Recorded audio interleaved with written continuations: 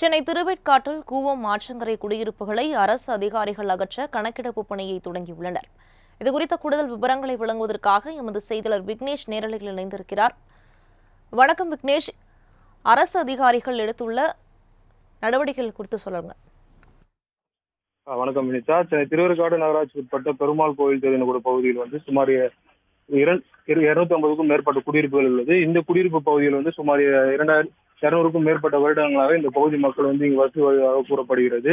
இந்த பகுதியானது கூவம் ஆற்றங்கரை ஒட்டி இந்த பகுதியானது அமைந்துள்ள காரணத்தினால் மழை பொழியும் நேரத்தில் இந்த பகுதியில் அதிக அளவு வெள்ள பாதிப்பு ஏற்படுகிறது. அதே போல் இந்த பகுதியானது நீர்பிடிப்பு பகுதிக்குள் வருவதால் இதனை அகற்றும் பணியில் பொதுப்பணித்துறையினர் மற்றும் வருவாய் கோட்டாட்சியர்கள் ஈடுபட்டு வருகின்றனர்.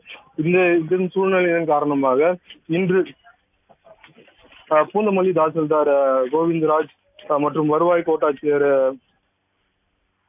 கற்பகம் தலைமையில் இன்று சுமார் 100க்கும் மேற்பட்ட போலீசாரின் உதவியுடன் இன்று இந்த பகுதியில் இருக்கக்கூடிய வீடுகளில் கணக்கெடுக்கும் பணியானது துவங்கப்பட்ட நிலையில் இந்த பகுதி மக்கள் பெரும் எதிர்ப்பு தெரிவித்து கடுமையான வாக்குவாதமானது ஏற்பட்டது. இதன் பின்னரும் போலீசாரின் உதவியோடு தொடர்ந்து இந்த வீடுகளை கணக்கெடுக்கும் பணியானது நடைபெற்று வருகிறது.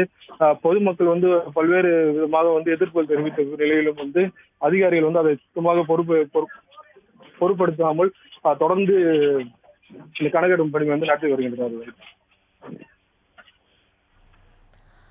கணக்கெடுப்பு பணி குறித்து விரிவான விவரங்களுக்கு நன்றி விக்னேஷ்.